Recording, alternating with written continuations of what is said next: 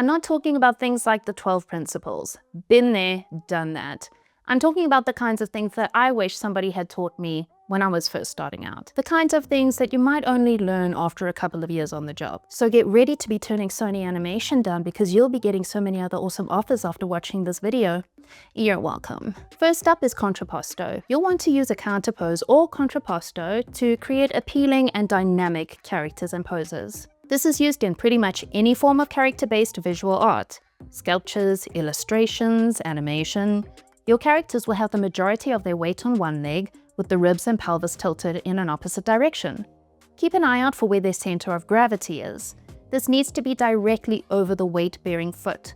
You'll see this creates an S-curve for the spine, which is what makes the pose look rad. As a general rule, you can have the head tilting opposite to your shoulders and the shoulders tilting opposite to the hips, giving a natural-looking line of action. Yeah, boy!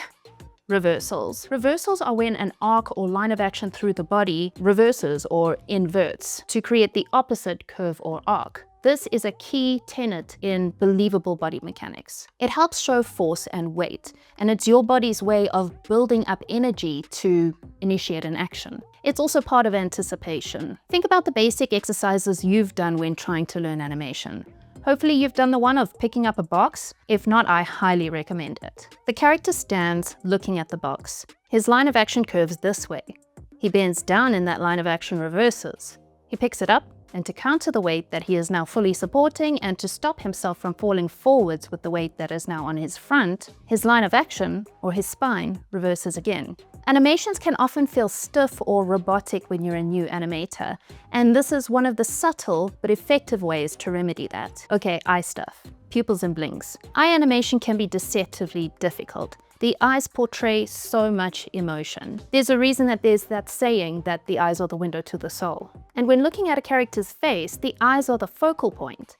Tiny details like the speed or frequency of a blink, the pattern of eye dots, and pupil dilation can convey an entire story of a character's emotions without them ever having to actually say anything. Blinks show an emotional state with the speed and how close together they are.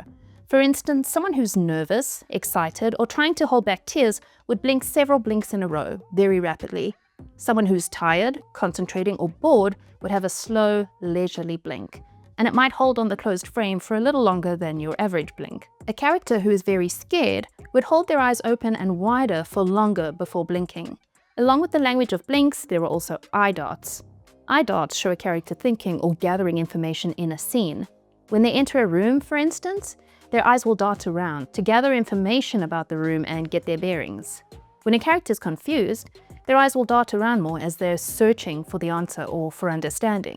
You should always consider the context of your scene and how your eye dots will support and convey the specific emotion of your character. Lastly, pupil dilation. Pupil dilation is really great for when a character blinks, or if they're scared or even infatuated with something.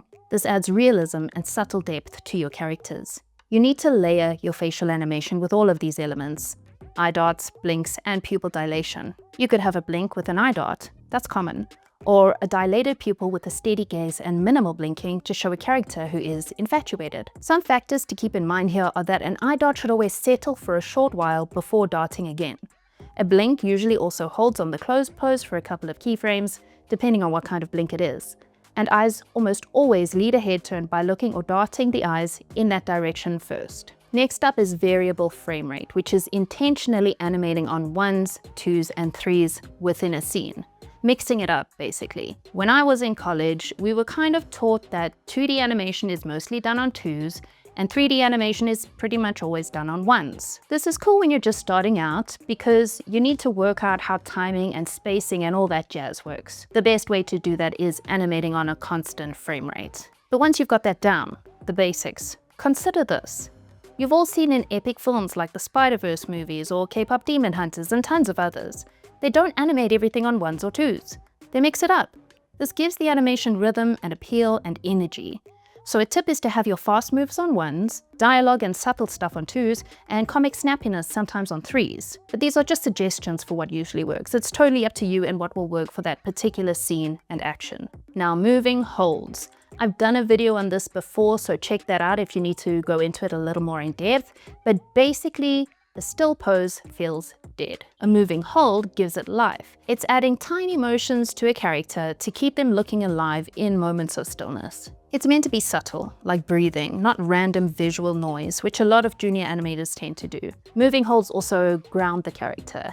If you've ever struggled with your character feeling floaty, then this is a really good way to remedy that. When a character moves from one pose to the next without any holds, it feels like the character has no weight to their movements, and like there are no defined key poses. It looks awful, to be honest, so you need to be using moving holds to fix this. Now, lead and follow hierarchy. Not everything moves at the same time. There is a hierarchy that the body operates on. You'll have a part of the body that is the primary force propelling the rest of the body or object. Now, when a body is moving, it starts with the thought of moving. Even if it's an unconscious thought, the motion starts from the brain. So for example, if your character is going to walk in a direction or turn, the eyes and then the head will move first. Then that communication from the brain will move down the body to the torso, which will move next, then the hips, and then the legs. Or if your character is reaching something, it'll start at the top of the arm chain, the shoulder, then the elbow, then the wrist, then fingers.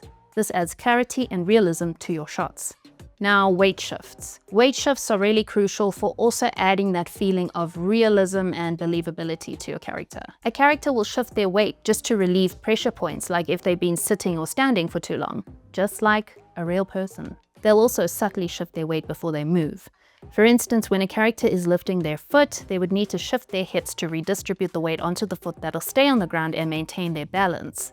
They will counterbalance with their spine, which will also affect the chest and shoulders. And there will be a small head realignment. This adds more believability than you would think, even though there are tiny details. Next, avoiding twinning. Twinning is something that I've mentioned a lot in other videos. It really bugs me. Twinning is when your poses and animation are symmetrical.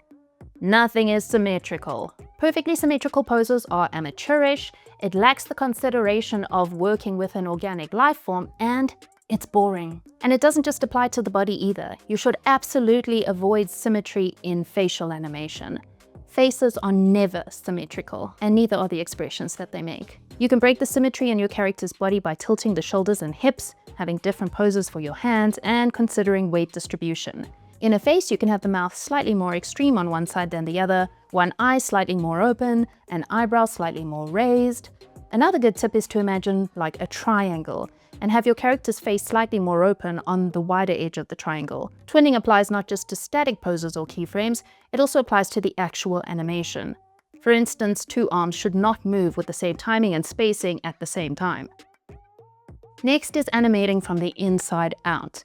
What this means is that you start with the core actions. The pelvis, then the torso, then the shoulders, the head, and then the limbs. Facial animation should be done last. Beginners often start by trying to animate everything all at once. You're going to confuse yourself. You're going to make a mess of your keyframes, and your character will end up looking stilted and stiff. This will also help with focusing on your hierarchies. Next is rhythm and texture. When I say rhythm, I don't mean rhythm like in music, I mean rhythm within the flow of your animation, your sequences and actions. Give movements contrasting textures and rhythms, like if you have a big movement, contrast that with some smaller movements next to it. If your character is doing something really fast, have moments where they're also moving slower. Animation feels much more dynamic and interesting with rhythm contrast. Anyway, that's the end of the video. I hope it was helpful for you. And if you've got any other tips for new animators, please mention them in the comments. Let's be a supportive and helpful community. Thank you to my patrons for all the support. I know I say it in every video, but I mean it in every video. It's greatly appreciated. If you do like these videos and you want to keep up to date with them, consider subscribing to the channel. Thanks for watching. Bye!